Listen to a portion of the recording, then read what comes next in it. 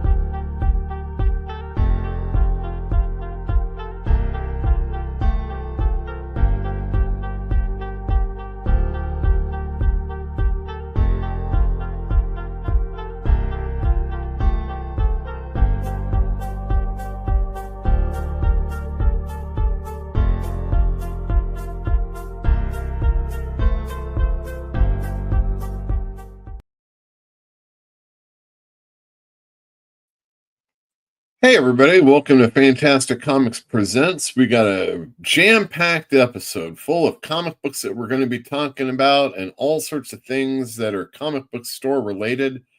I'll see you on the other side, but first, here's some videos. Aaron Sparrow here. You may know me as the writer of Darkwing Duck or Death Rage or the upcoming Kneel Before Doomface. And I just want to go ahead and tell you right now that Fantastic Comics is the greatest comic shop to ever exist in the history of this universe or any other universe.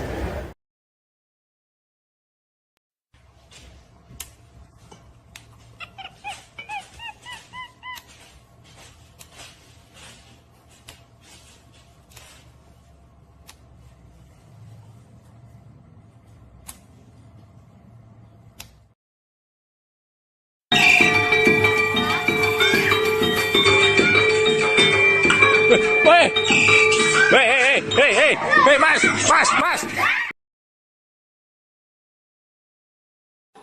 Eat!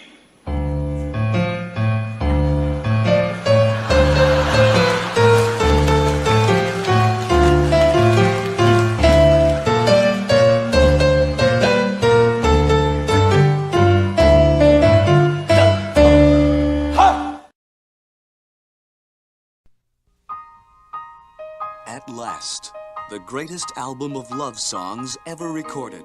You'll want to share them with someone special. Why do birds suddenly appear? Sung by the man who turned a personal affliction into a recording career, Don No Soul Simmons. Just like me, they long to be close to you. Why do stars fall down from the sky every time you walk by?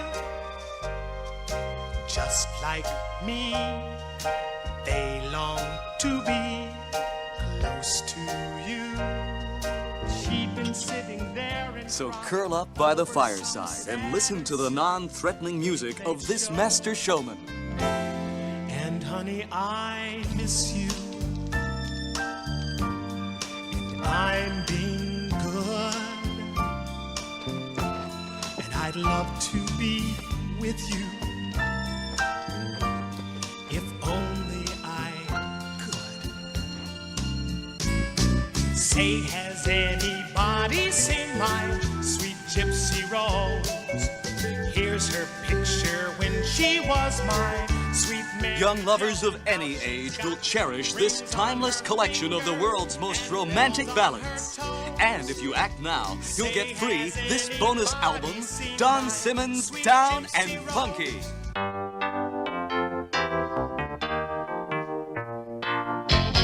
Jeremiah was a bullfrog, was a good friend of mine. Never understood a single word he said. This two-record collection is not available in any stores, so order now. Yes, he always had some mighty fine wine. I'm gonna make your dream of slothfulness and greed come alive. Oh, Kevin, I'm going to build you a house. I'm going to call it the Devil's House. It's going to be filled with the softest pillows. It's going to have elevators, escalators, 1,000 TVs. Kevin, there's going to be a bathroom right in your bed, so you don't have to get up to go to the bathroom at all. Hail Satan! Hail Satan! Dude, you don't have to be ashamed or anything. But I'm not a fudge packer. Then why are you packing fudge?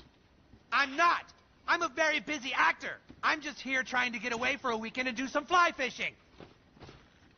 Dude, you're in a fudge factory packing fudge. Oh, that does it. I will sue you. For what? You can't just call somebody a fudge packer and get away with it. Hey, is that fudge packer Tom Cruise?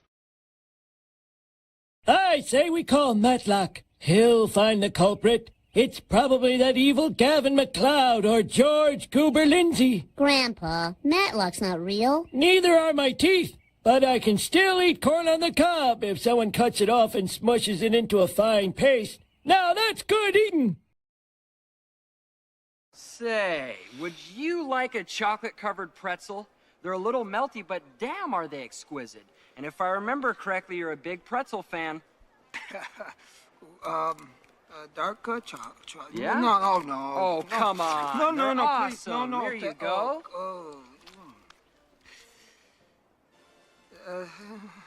Thank you. Mmm. Oh.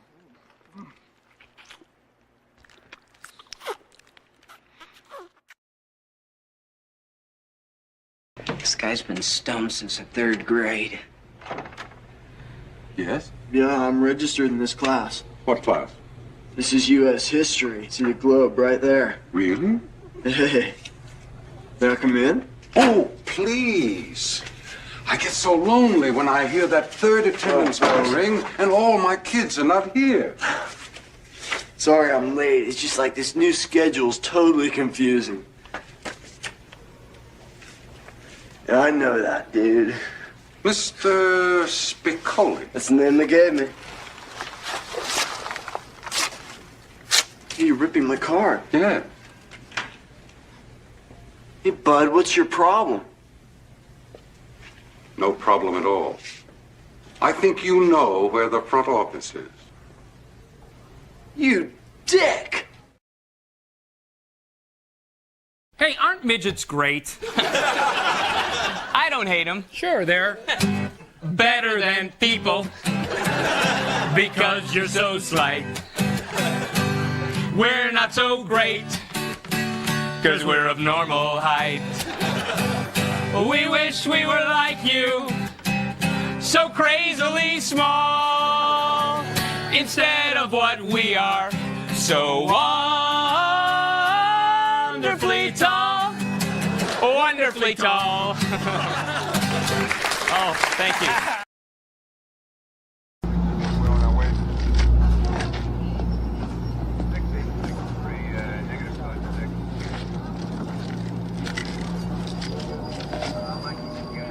Pretty fancy moves, Murphy.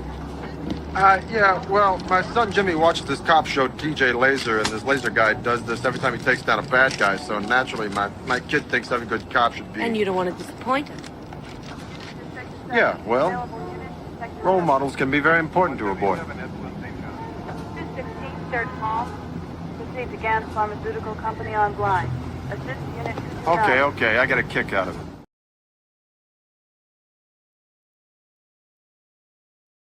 We're Americans, to be critical in a time of war.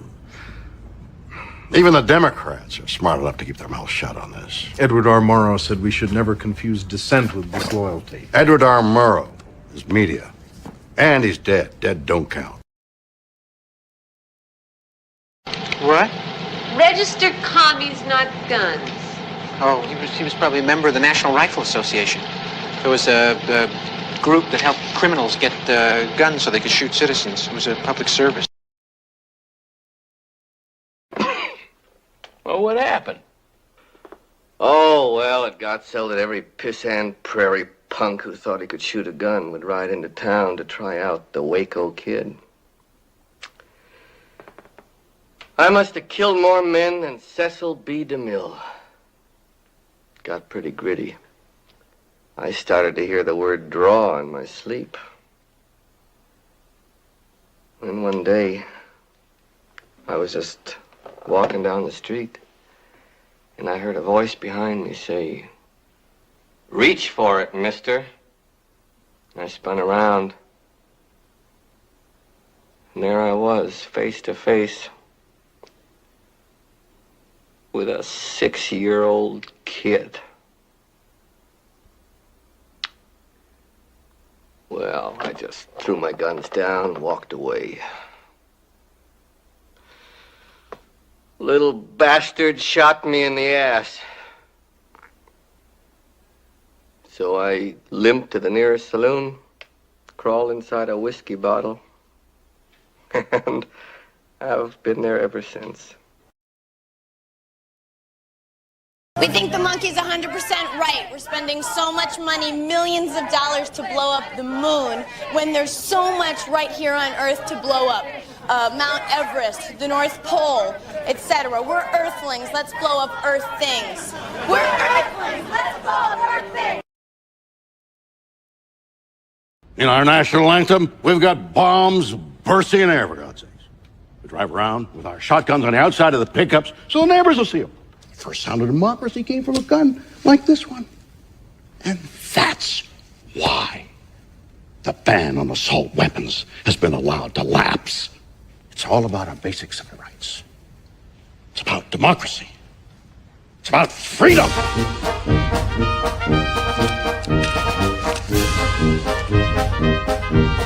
Denny Crane.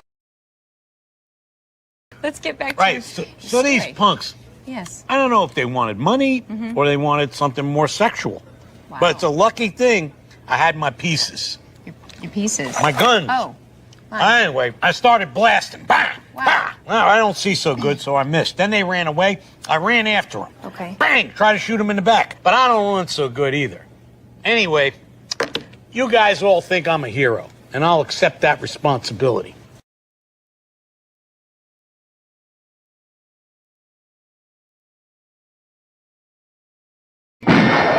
All right, come out or I'll blast you out. For shame, Doc. Hunting rabbits with an elephant gun. Elephant gun? That's right, Doc. So why don't you go shoot yourself an elephant? You do, and I'll give you such a pinch!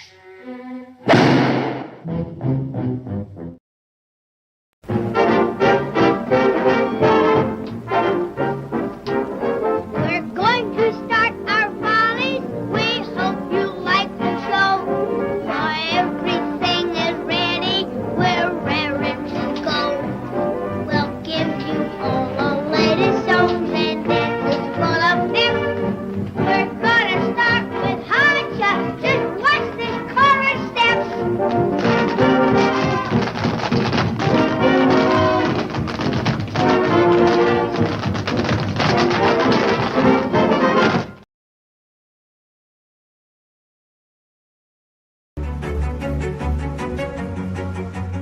Originally settled as Ocean View during the 1850s, the city's population boomed with displaced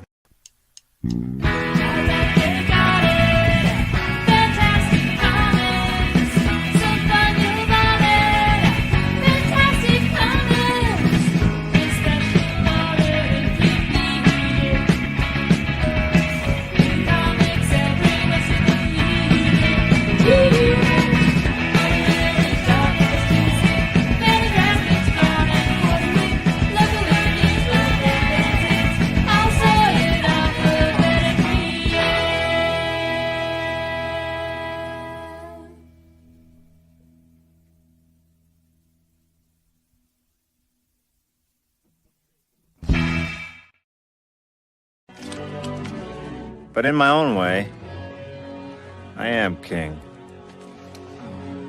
Hail to the king, baby.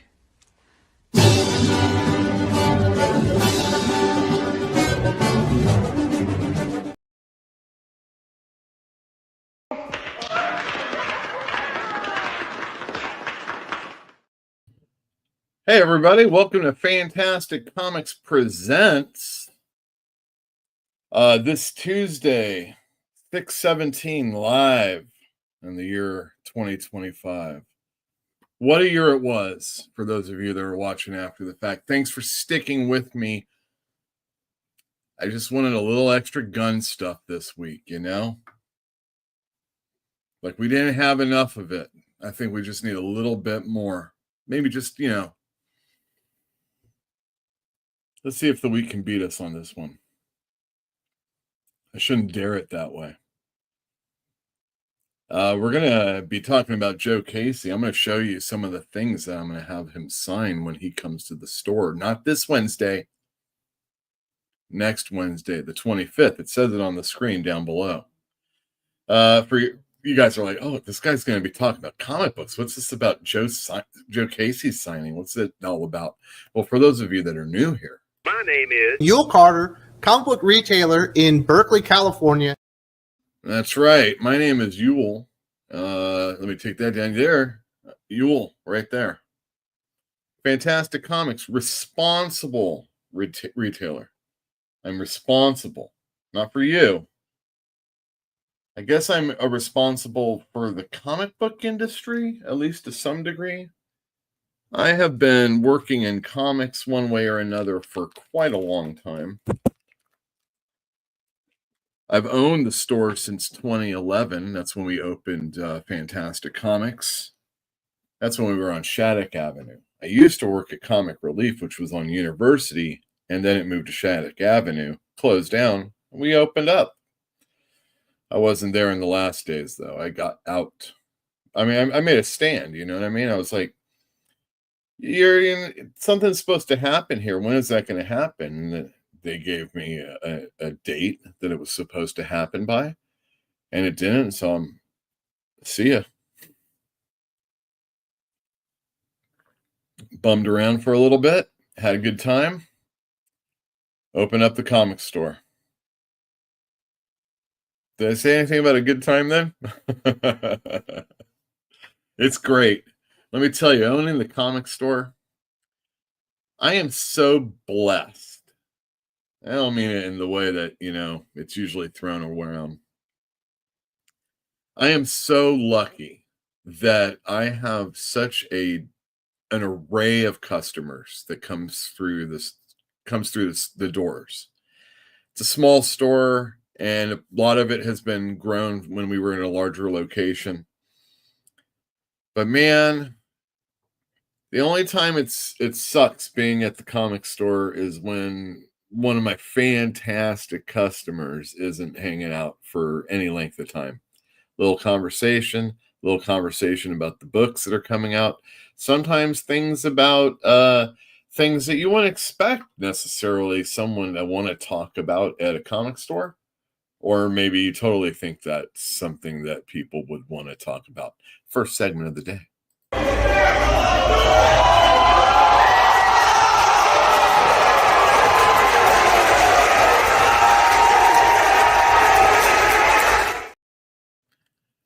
The return of the wrestling minute?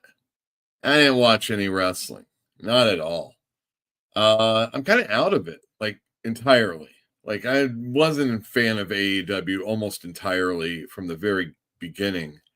And WWE, although I was really enjoying what I was watching, it's just so many bad actors. And I don't mean like acting in wrestling sense.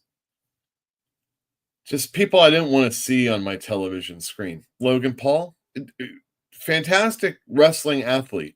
He does a really good job. But I don't want to see him. I don't care for his antics or anything that he says to the people that he says it to. You know what I mean? And really, for the most part, that's just the entirety of wrestling. When I would get in these conversations with this one guy that would come by, and he would just be so upset about Vince. And he liked AEW because it offers a chance for the people to actually get some money and blah, blah, blah. Like Vince isn't paying people, Oh, they don't have to go through the shit that Vince McMahon puts you through. No, you have to go through the shit that Tony Khan puts you through. You know, that kind of stuff. Not that that's a big deal necessarily. It's just these are the things that he's bringing up. And it ultimately comes down to this. It's always been squashed by the people backstage, the wrestlers, police themselves. There ain't no fucking union. And not only that, there can't be a union like in baseball where it's, there's no umbrella organization that's running, wrestling, whether it's WWE or TNA or AEW or whatever. So you aren't going to get that. And when John Cena isn't unionizing, when Roman Reigns isn't unionizing, when Sami Zayn and Kevin Owens aren't doing that, you got to ask yourself, regardless of their politics and stuff like that, this is obviously something they're okay with, right? Or they all just got squashed down and can't do anything about it. But you can speak your mind sometimes, and this week a wrestler did, and let's give it to Brody King from AEW. He's talking about the stuff in LA, and I was like, oh my God, what's this guy gonna say about it? And he's basically saying how he is not down with anything that's going down in LA as far as the deployment of troops and National Guard and stuff like that. And I thought, that's a good reason to talk about Brody King. I've never really been that big a fan, even back in the Ring of Honor days. He's just so littered with tattoos. Littered. I mean, really, I mean, it's one thing, but my goodness, you just don't. You're big and you're monstrous. You stand out from most people. Yeah, but maybe you like it. Whatever. That's your wrestling minute. Sorry, I told on myself there about tattoos. No ink is the new ink. Thanks everybody for joining me. We're going to talk about some comics that are going to come out, and we're going to talk to you in just a moment. So let me know in the chat what you are enjoying as far as comics last week, maybe this week, what you're looking forward to. Maybe you have a question about something. Diamond's been having quite a bit of problems lately. And 2 weeks in a row on the FOC, which is the last day, a month out, that I can change my orders. And there has been nothing from Dynamite. Bum, bum, bum. All the news is talking about how they're owed like well over $500,000 from Diamond and they want to get it back. They're trying to get, court to say, hey, you got to pay these guys back. People are suing Diamond. People are suing people that bought Diamond. It's just all sorts of crazy stuff. People that were in administration are gone to other companies, some companies that wanted to buy Diamond and didn't. It's crazy. It's stupid. It's don't expect anything from Diamond. If I ordered something, hooray. If I didn't, I'm going to say I did and we didn't get it. I got an out for once and I'm going to use it. No, I'm really sorry if I screw up in any way, but for 2 straight weeks on the FOC, nothing. $0 did I spend at Diamond. That's crazy. I mean, I was thinking, oh my gosh, I have nothing. Maybe I'll get like one of these, these figures. They had some cool figures that were coming out, Fantastic Four related. I don't know about cool, but Fantastic Four related. And I didn't do it because I was thinking, they're going to really fuck me on shipping like they always do, and I just don't want to deal with it. And I think I got a letter saying that they didn't ask for an FOC. And I'm like, I didn't get a box that said I needed an FOC, so I'm not throwing any money your way because tough titties, my $75 ain't gonna make a difference, and I don't want to pay it. So that's some insider comic talk. Let's talk about some books from last week that were A-okay. Let's see. Now, the books from last week that I put on this list are usually bestsellers or something I thought was really good that you need to know about. And sometimes it's something that surprises me, and I just have to put it higher than the actual biggest seller of the week. So, having said all those caveats, just put them all in there. Coming in at number 5, we have Batman Dark Patterns. This book has been like constantly selling out, and I've had to increase my numbers as the series has been going on. And if you've ever paid attention to comic book sales, that's not something that usually happens. I hope what they do is they do a collection, and that 7 and on comes out, and who knows about DC. Anyway, this has been doing really well, and it's got really cool art, and people like Dan Waters' story. And what a great cover, too. The last one was excellent also. Coming in at number 4 was A Sellout. Now, granted, I didn't order a ton of these, but there were multiple covers, and they were really cool looking too. And by all accounts, people are actually enjoying this giant-sized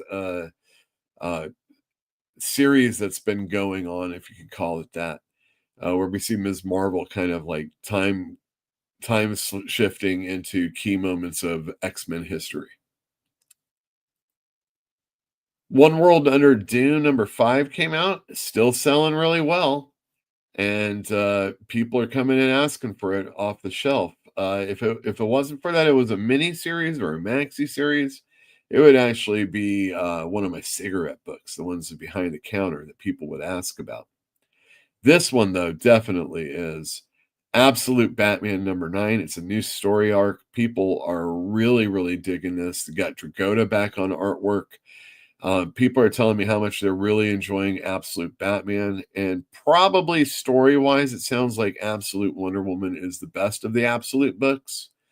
But Absolute Batman is, I'm not the biggest Batman guy, and this is selling really well, really well, and it's a top book in my store for sure. This miniseries, though, my goodness gracious. The first issue came out. It's a Greg Pak story. So color me surprised that I enjoy a Greg Pak story. And I forget the guy's first name, but Sumit Kumar, I think is the name, is the artist. It's really good. In spots, it's a little not great. But what a wonderful cover by Deke Ruan also. This is a pretty interesting book, and it sounds like, people that have reservations about this are usually talking about the Silver Surfer in the movie, who it looks to be female, or whatever. And, people are, oh, my Silver Surfer, is not the same one. And I'm like, all right, well, that's no big deal. People have been heralds of Galactus, all sorts of people, including women. Frankie Ray, right? That's her name. So it wouldn't be that big a deal. But, the Silver Surfer aspect of the character has always been Norrin Rad. So are they going to really kill this character off, or is it just a story that they're doing it? There's been a lot of death ofs lately in Marvel Comics. But, it's comics, and death doesn't usually last too long. And that's your best of last week. But I had to take a sip of water for this. I have another book I want to talk about that came out last week. I was at first pretty darn excited that this book was going to be getting the writer that they were getting. They've worked on the character in the past, and I thought, wow, they're finally going to be getting it, and it's going to be like, this is going to be a big deal. And the art, not necessarily somebody I was necessarily going to want to see in a Superman comic, in Action Comics. I thought, all right, this could probably work out pretty well anyway. But and I don't know if I told you, but I'm a pretty big fan of this character in comics. In fact, when I talk about superhero books in the comic book store, and let me just see. I gotta just see something really quick. Okay, good. When I talk about superhero comics in the comic store, when I'm talking about alternate Marvel and DC superhero books, I say, well, if it's a superhero book and they can't actually interact with Spider-Man or this other character, then I don't know if it really matters. Now, that's not always a true statement, but I beat around the bush enough, and I want to let you know right now that this issue of Action Comics 1087 is possibly one of the worst issues of a Superman comic I've ever read. The artwork is kind of mediocre and lackluster. And Mark Waid's story, I mean, he's on Superman. He just wrote Action Comics not too long ago. And although the story was a little long, this issue's so bad. And if this is what we're getting from this, it is a step in the super wrong direction. I don't usually review comics, and I'm not going to go page by page or anything about this, but I just found it really detestable. And it's not even like there was anything like what would be the things that people would be upset about a comic book? Oh, it has the politics in it, or there's a change of some character in it, or something like that. And it really isn't anything like that. It's just I didn't like it at all. I thought it was really, really bad. There was nothing redeeming about this book at all. And I mean, the coloring wasn't any good. Who cares? It's color. The writing and the art weren't any good. I mean, it was bland. I mean, it was a 3 at best on all accounts. And I dare anybody to pick it up, but this book is not going to be a cigarette book for long. I can guarantee that. There is a better book than that right now, somewhere. And, I'll just make it Flash Gordon. Jesus. Yeah, there you go. I'll just do all the Jeremy Adams books will be together. That Action Comics was so bad. Yikes. Yikes. I mean, I'm not kind of person that gets upset about, it was a funny story. Ha ha ha ha ha. Oh, there was no action in it. Ha ha ha. It wasn't anything like that. It wasn't, I like the funny stuff. I like a non-action Superman comic book, but it just, it was so, it's like putting on wet socks. That's what it was. That's what it was like. Putting on wet socks. Woolen, very heavy socks too. It was the worst comic I've ever read. Maybe. I mean, I read a lot of shit before, but man, that was a bad book. Let me know in the comments what you think. Speaking of the comments, why don't I say to each and every one of you right now, We didn't come to borrow any money. We didn't come to borrow any dough. We didn't come to borrow any trouble. We just stopped in to say hello. Oh, hello to you, Mr. Penny. Please don't think that we are hammy. We just stopped in from Alabama. We just stopped in to say hello. Oh boy, you said it. We just stopped in to say hello. And don't forget it. We just stopped in to say hello. And I'm hello.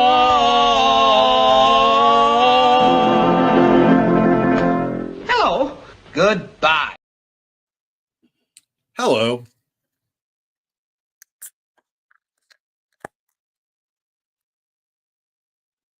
Uh-oh. Elithid Lore says, hope the comics are better this week than last week. Conan and Transformers were a bit of a letdown. Well, I haven't really read Conan since it started. It just kept selling out, and I knew I liked it anyway because I'm a big Jim Zub fan. The art's been fantastic throughout. So I'm sad to hear that. I know it looked good. Transformers, a bit of a letdown. I heard some people talking earlier today on the YouTube, and they were like pretty down with the Transformers bit. Really excited about the next 3 issues, but what can I say? Fantinium, yo, no rest for the wicked. Sounds like a Bay Area tech companies continue to degrade society with advances no one asked for. And I work in tech. Well, for now, LOL. You're telling too much there, man. Cheers, everybody. Last week's books were murder, probably the biggest week this year. 312 in NCBD books alone. What are these companies doing? Not Near Mint says. I know, and it's like when students aren't around, and if you don't adjust your numbers appropriately, you can get stuck with stuff sometimes. Cheers.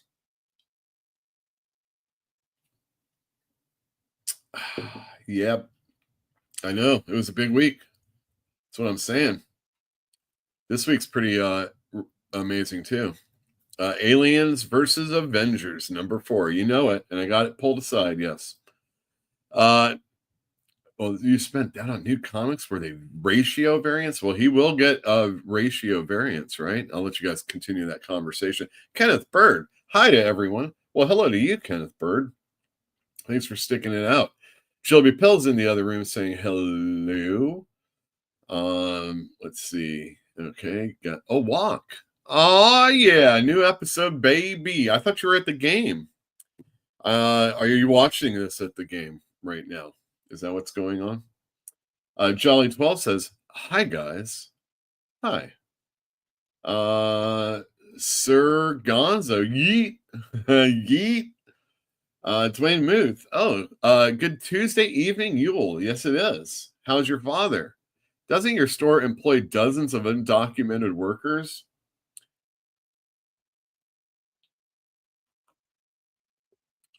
Don't ask, don't tell. You know what I mean? Clinton had something right there. Dwayne Muth, Geiger 15. Excellent. Oh, by the way, Yule, good evening. Absolute Batman was great. I remember months ago, people were having a conniption about the little head on Bane. So, and Walk says, yep, it's 7th inning. Well, let's take a look right now. The Giants are losing to the Guardians right now, 3-2. But their new addition, Rafael Devers, did hit an RBI double. So I'm sure everybody's happy about that. With that, that's the last of, I guess, the baseball talk right now. I was thinking, so I wrote this down right here, and it's just like a little, when you get into an argument with somebody about something that really doesn't matter. That's not what this situation is, but it's like what you could come to. And so I got really negative about negativity, especially when talking about comics. Number one, it's my livelihood, right? And I also really enjoy comics and believe that there's something out there for sometimes, it gets kind of samey in the industry, but there's always something for anybody to go and, you don't have to buy all the comic books, you shouldn't have to need to read all the Spider-Man comics, even if you only like Spider-Man or Spawn or whatever. But maybe you do want to do that. And you can't expect everything in a company to be good. It just isn't the way. I mean, it kind of is, but there's newer models later on, and that's not the way comics are. When you're putting out so much stuff, just like TV, just like streaming, whatever the hell it is, you just can't. Not everything's going to be good. You go into it with the best of intentions. There are some real stinker movies made, and I'm sure somebody was thinking, man, this is going to this is going to do well. We're going to be nominated for awards, and people are going to see this, and none of that happens. And I mean, you don't even have to be like delusional, like the people that Red Letter Media watch on their Best of the Worst or anything like that. I know I'm getting a little over my skis there, but anyway, people were really upset about Thundercats Roar, and people were like, oh, look what they did. They made it look stupid, and it's Cal Arts and all this other shit, right? And it's like, yeah, all of that's true. And it did look kind of stupid. But I had a friend who was looking at the the preview of it, and he has a kid, right? And he also looks at things through the lens of his child, and he's like, whoa, that's really awesome. I'm going to get to watch something that my kid's going to want to see that's reminiscent of something. And so, like, who are these adults that care so much about things? But then you have like that She-Ra stuff that happened, or the He-Man stuff that happened, and again, I don't really care. These aren't things that really upset me, so I'm kind of like horning in on other people's anger. But there's always something that we like that we're not going to be appreciative of. Maybe you like Broadway, and maybe there's a certain actor that's been infiltrating the entirety of it, and you just can't stand it. Maybe it's like, TV actors, and people that can't really sing or something. Maybe it's movies. There was the time that it used to be stage, movies, television, radio, right? And radio is on the way out if you're going to even include it. Anyway, I was thinking about why we get so upset about these things. And obviously, there's a nostalgia factor. And when we want to see something of our past, we usually want to see it like it was. Maybe it's the time travel element of seeing something new that was just like how it used to be. How many times does that really ever happen? In the 80s and 90s, there was a lot of, hey, there was a television program, let's make a movie out of it, And now it's just like sequel and sequel and sequel on a TV episode of a TV episode into a movie into something else, and it's just like, whew. And how much of that is really even any good? Okay. So we see these things happen, but they're always tweaking something. Annie is a black girl. Little Mermaid's a black girl. Any redheaded character is a black girl, or whatever. I'm just joking because that's what I hear people say. And it's weird when you put everything up in one picture and you're like, oh my God, that is weird. That is strange. But that's not what we're talking about. We're not talking about all the stuff that people want to like throw in your face and get you all worked up about stuff that isn't really even that big a deal. Even a guy like me, I look at a picture like that, I'm like, whoa, that's weird. But I don't care. I don't care about this other stuff either. But I'm trying to think about why people might care. Okay. So as we get older, and we're talking about the nostalgia stuff, right? Products.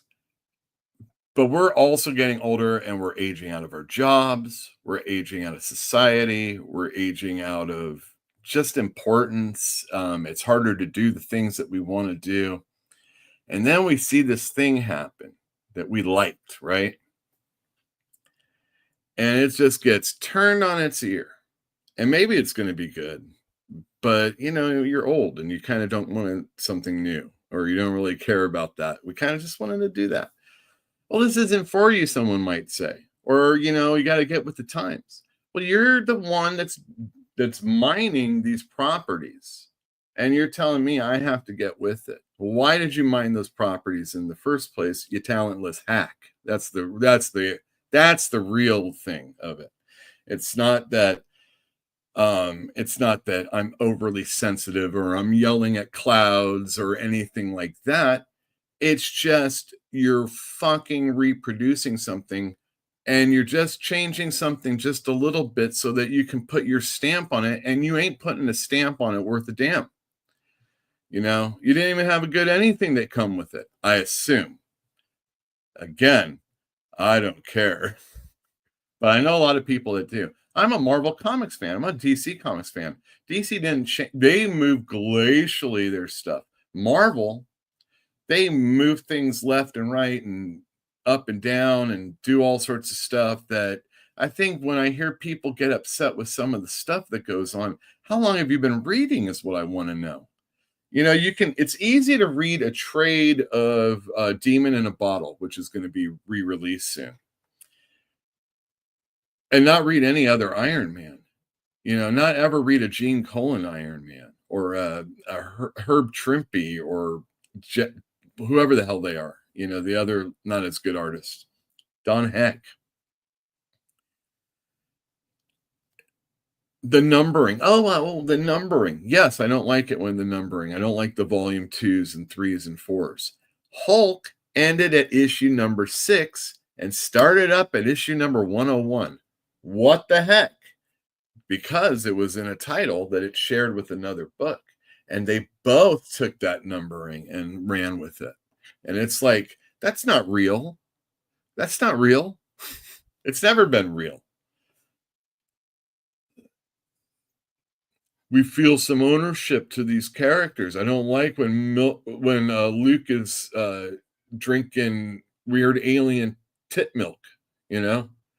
That's weird. He threw his lightsaber over his shoulder. He's very upset about the whole thing. I don't like that.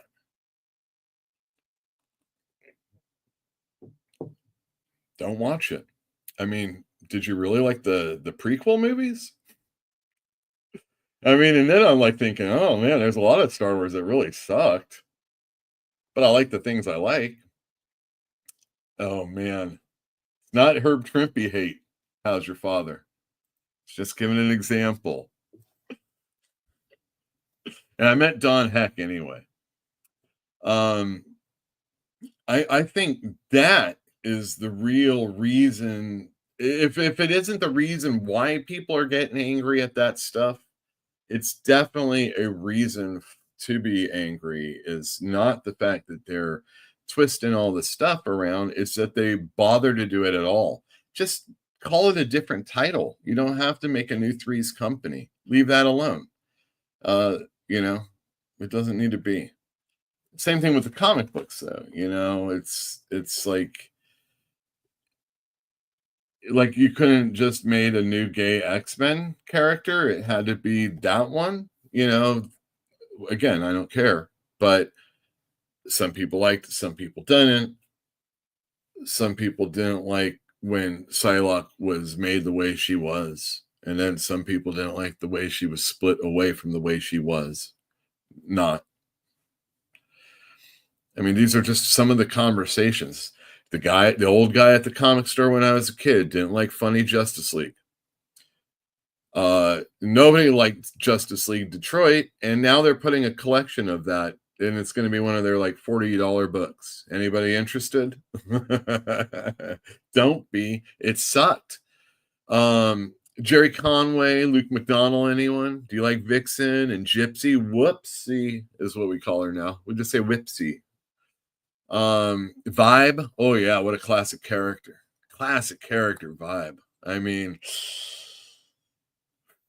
man, think of the worst New Mutant character. That's those characters right there. Yeah, people complain about Bane not being realistic as opposed to all the realistic portrayals that he normally has. Nightwing. I loved when Chuck Dixon was writing Nightwing.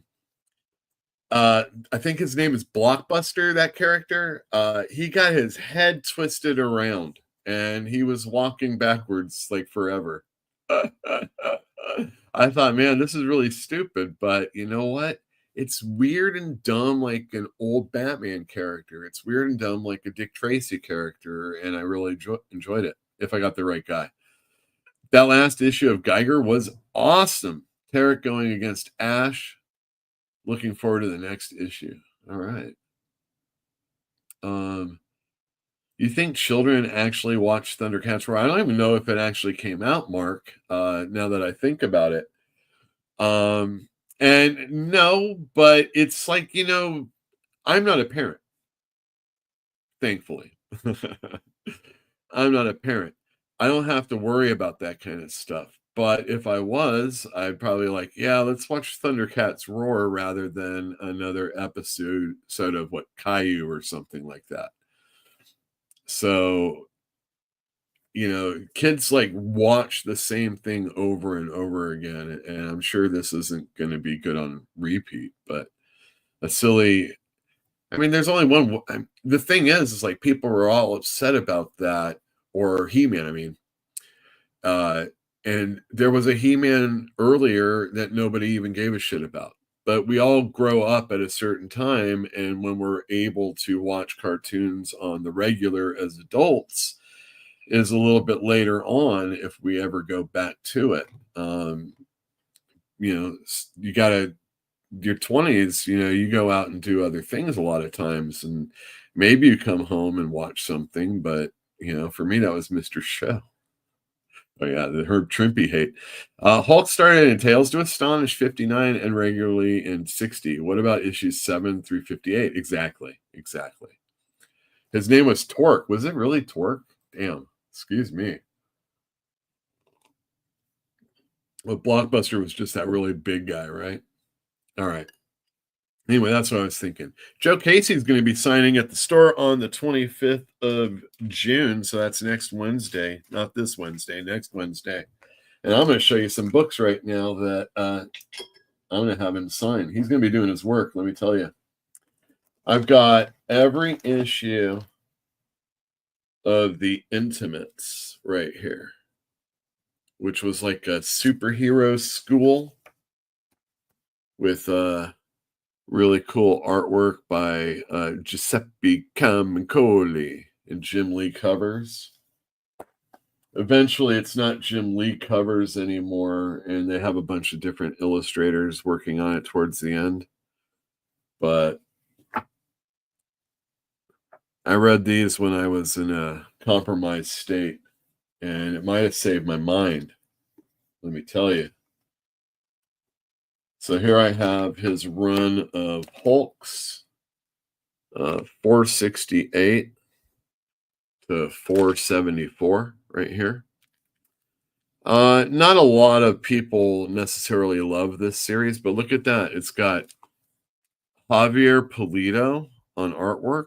It's got Ed McGuinness on artwork. I think there's a Kubert or something on it. Maybe that was before. Amazing just for that alone. It also finishes off the first volume of Hulk. And these are the issues right after Peter David, who we last talked about. R.I.P. Well, looky. I got 2 more variant covers of Vengeance #1. And I know most people don't care that much about Miss Mirka Chavez right now, but they will. Here are the 13 issues, I think, of Deathlock that he did with Leonardo Manco.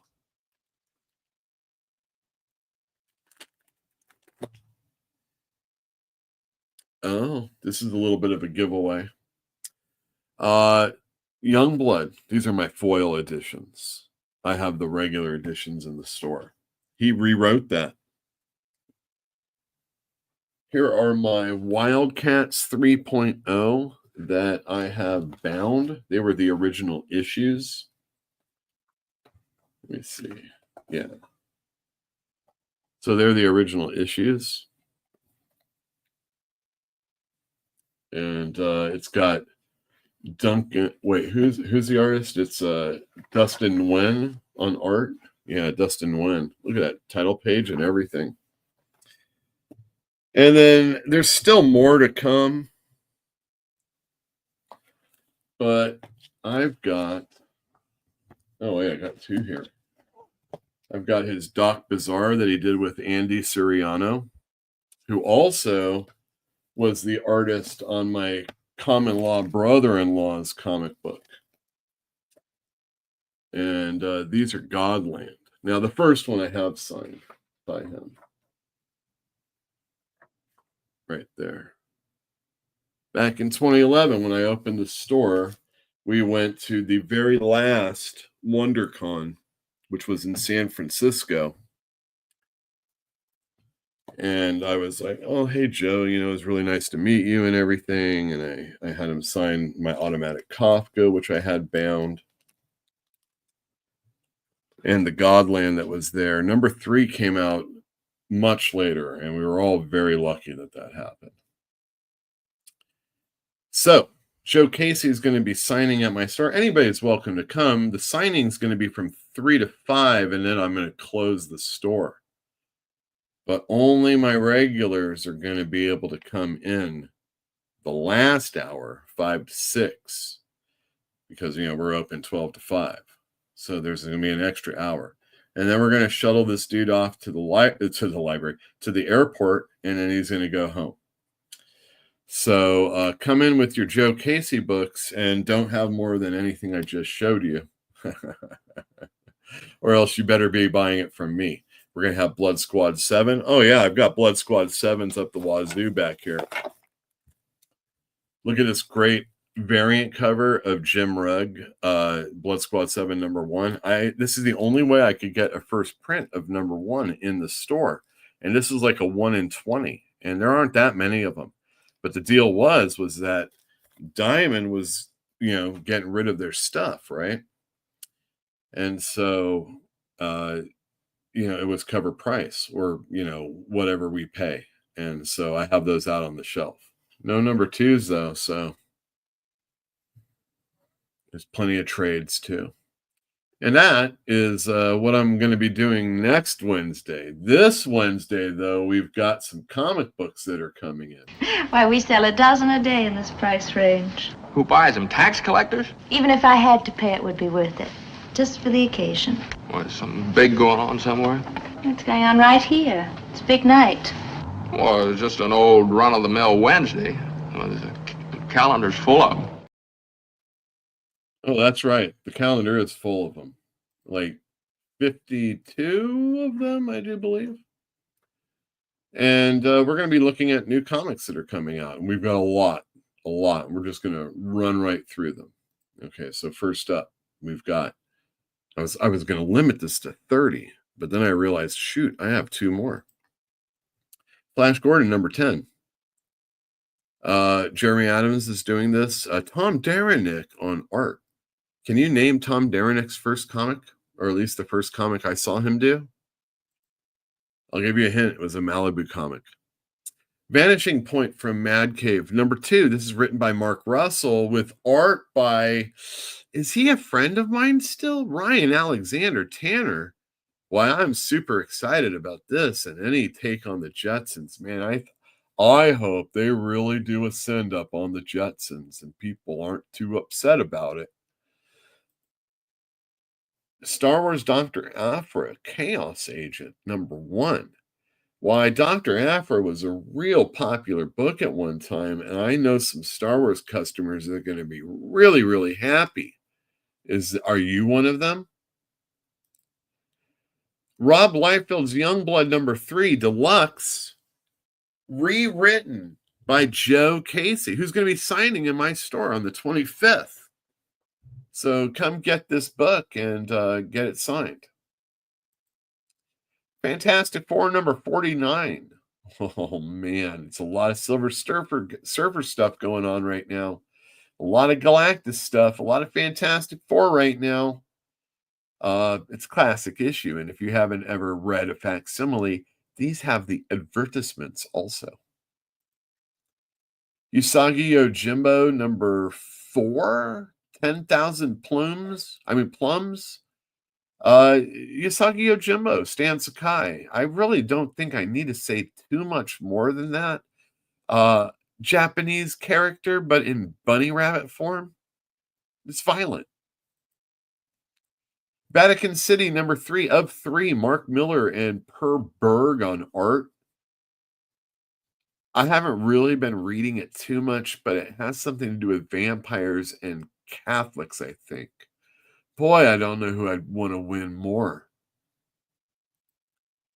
Weapon X-Men by Joe Casey. Crisscross is on art. Did I tell you that Joe Casey is going to be signing this book in my store next week? It's unfortunately the last issue also. If an X-Men dies and it isn't Thunderbird, I'm going to be really upset. Also, the Animen. I mean, isn't that when he died the last time? Fantastic Four, Fanfare number 2. The deal with this is it's an anthology celebrating the Fantastic Four. And on this second issue, Sir Jonathan Hickman is going to be doing one of the stories. That's pretty awesome. Dustin Weaver going to be working on this book, and Mark Buckingham also. And he did the Spider-Man, giant-sized Spider-Man that came out last week. And he'll be doing some stuff in here, and it just looks great. I love his style. Jeff the Land Shark, number 1. There's an Art Germ variant, if you can believe it. And boy, is he sexy. Or it's sexy. I don't know. Bring on the bad guys. Marvel is celebrating their bad guys with one-shot stories featuring different villains. The first one up is Dr. Doom. Cool Bermejo covers, right? Bug Wars number 5 by Jason Aaron and Mahmoud Asrar. By all accounts, this is a good series. Everybody's telling me that they like it, and it's been selling out. I got issues 1 through 3 back in, but I can't get 4 right now because I need a second printing. So, yeah, this has been doing really well, and I think you should probably want to pick it up if you like things. Superman Unlimited number 2. This is the Dan Slott comic, and phew, whatever you thought about Dan Slott, at least he didn't write Action Comics that came out last week. There's a big old thing of kryptonite, and everybody's got their hands on it. Look at Superman. Kryptonite brass knuckles and shivs and stuff. Oh my goodness. Godzilla versus the Avengers. Is that George Jonty on art? Yeah, that might look good. It's got Godzilla and the Avengers in it. You know you want it. Emma Frost, White Queen, number 1. There are variant covers, and it's a cool DNA cover. It's no Greg Horn, that's for sure. One of my favorite comics that's coming out right now. I can't wait to read this. Jerry Dugan is doing a great job on West Coast Avengers. There's an Ultron attacking all the other Ultrons, and the Church of Ultron, and the West Coast Avengers are involved. It's a darn good series. I like it a lot. G.I. Joe number 8. See, I was on Thinking Critical, and I think we were talking about G.I. Joe and how some people were like not happy with the Baroness and how she's a good guy. And I'm like, well, she wasn't a good guy, and we all know she's going to turn heel or something. Is this it?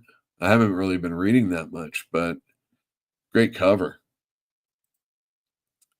Crypto, the Last Dog on Krypton. There is actual writing on it, and Ryan North is doing it. Mike Norton on art.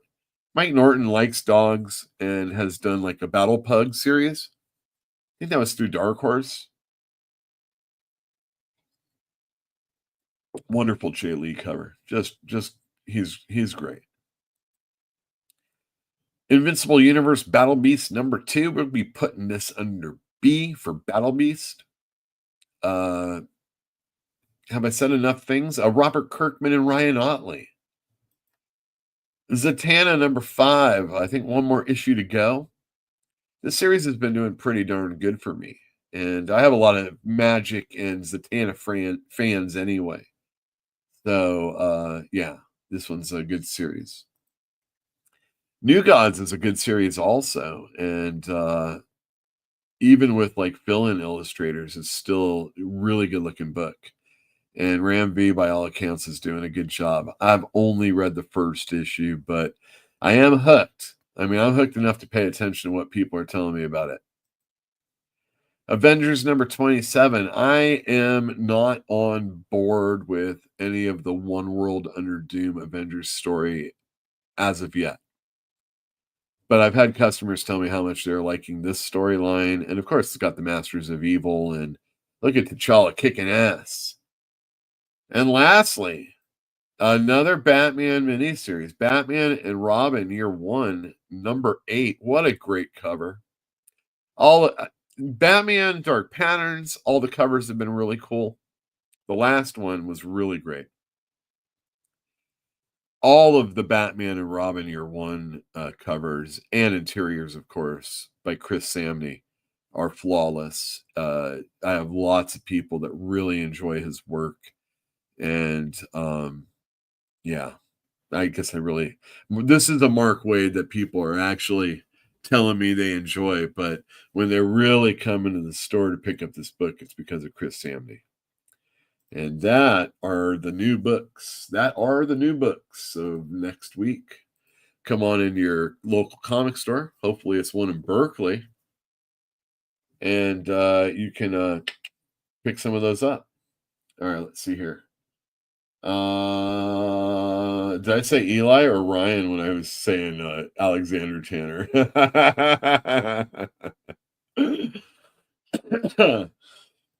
The art and previews for Bring on the Bad Guys wasn't terrible. I'll flip through it tomorrow. Excellent. Oh, and here we go. Bug Wars is great. Jason Aaron really found his second win after leaving Marvel.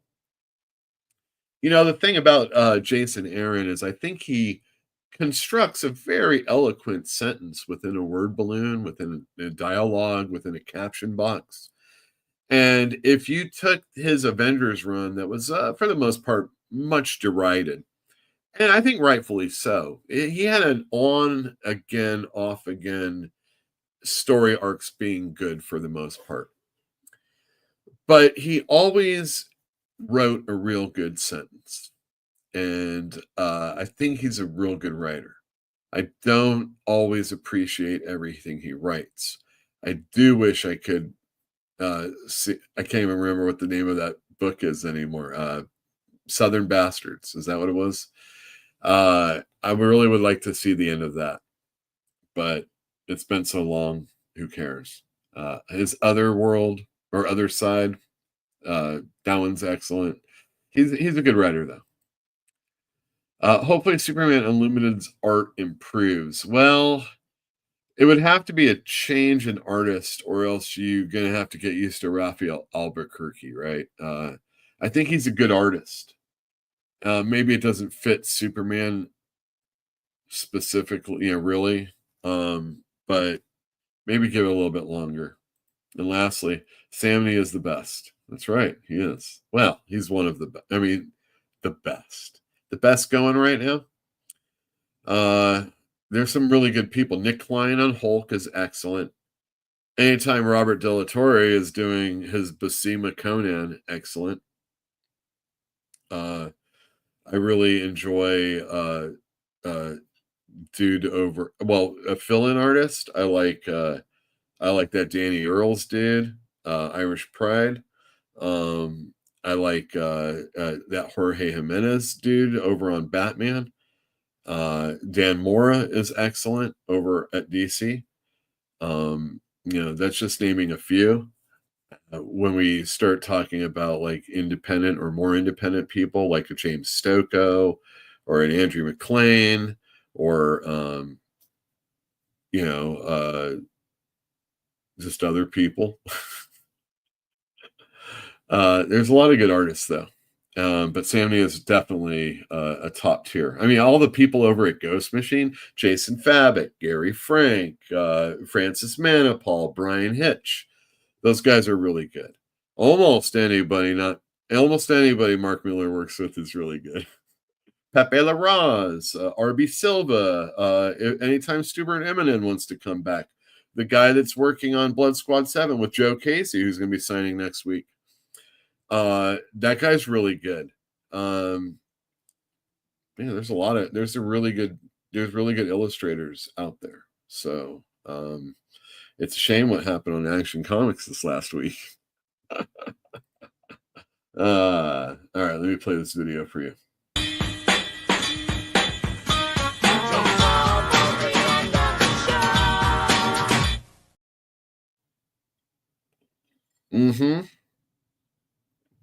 It is almost the end of the show. The Giants got 3 more outs to go to lose this game. And it looks like the Dodgers are going to be dominating the Padres yet again. So it's a wonderful evening. And I'm going to say thanks to all my patrons out there. Thanks to everybody, though, that is watching during the show or afterwards. But also, this is the time when we like to thank our patrons. We don't give you a whole lot on our Patreon page, so we really appreciate everything you do for us. It helps us out of any little extra troubles that we have, whether it be pay for a plane ride, pay for a camera, pay for a microphone, or maybe pay for the service that I don't want to change because, so thank you. Thank you very much. Also, the store thanks you because it might not just be you watch the show or even know about the show, but you're a fan of the store or mine and you want to help out and you just don't need another comic book. Yeah, 5 spots, easy. And it adds up, in this world, if you can depend on a few people to drop a sawbuck. Which one is the sawbuck? In your till, that helps out. And I really appreciate it. And I want to let you know that you're seen, unlike this guy. My last name is Costanza. That's Italian. So you and I are kind of like countrymen. Huh? Paisanos! $6.50 your change. Ah, yes. And I always take care of my paisano. So here's a little something. Antonio! Sì! Vieni qua! Questa miserabile patron... All right. I'm going to go back to the comments really quick, but it looks like there are no more. Oh, $6.50 your change. $6.50 your change. Thank you very much, everybody, for tuning in. I wasn't quite sure if I was going to be able to pull off any kind of show without a real topic, but you let me roll on a little bit about this stuff. Maybe I'll formulate it a little bit more and maybe have a guest on with it. But I'm not going to be as snooty about people that get upset with their favorite IP getting burned to the ground. I will only give you one. You only get one for me to care. And thankfully, I haven't figured out what that one is yet. But when it's probably Princess Bride, seriously. Don't even. It's not cool. But I don't know. Maybe that's what the topic next week will be. What is the one thing you can't handle someone to touch? What's the one thing? Because everybody's got something like that, Just why can't this be sacrosanct, Why does this have to also be this way, just like everything? But sometimes you have to burn something down in order to build it up, right? Thank you very much, everybody. See you next week.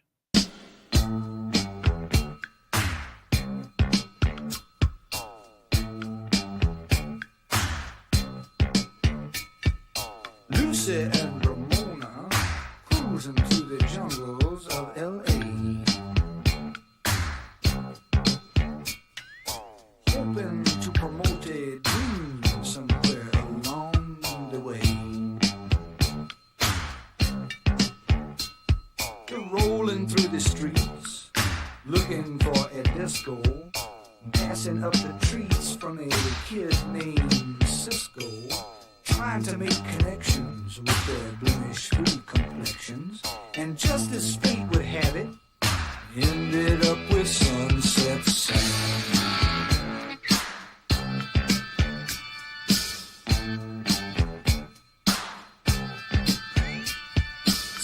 was selling watches from a suitcase on a TV tray.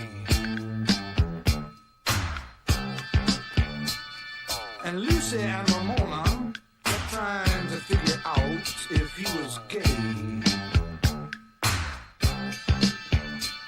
The three of them were standing, staring at each other, when the light behind their eyes blew each other's cover.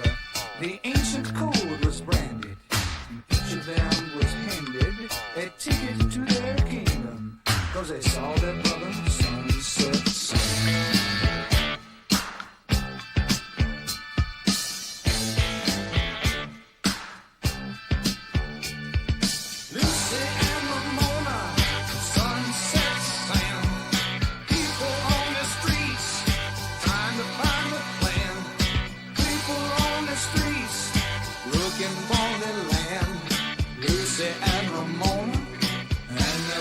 Sunset Sam.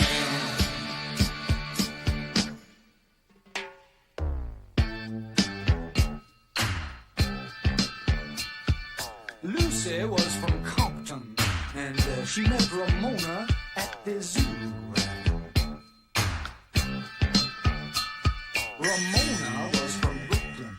She left when she was 22. Sam was a native of the Arizona desert, but he split when he was slated for some governmental make-work. Their differences subsided when the common bond was sighted. They were all from the same place that made the famous Sunset Sam.